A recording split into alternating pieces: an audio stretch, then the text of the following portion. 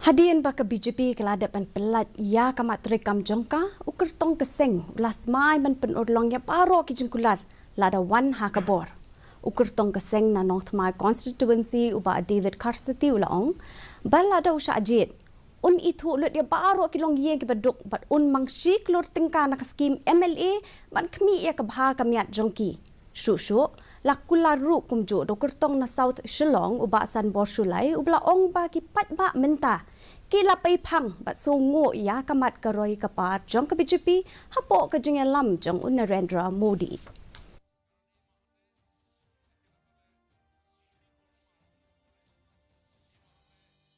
Understand and they start supporting the BJP. My first appeal is to identify the poor of the poor family, and then from the MLA scheme, out of 2 crore, 1 crore will go to those registered family.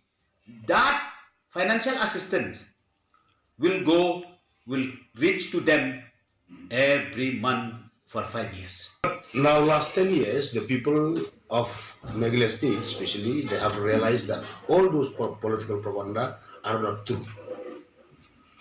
They have really appreciated, especially our brother and sister from the Christian faith. Now they understand and they start supporting the BJP, believe the BJP and accepted the BJP.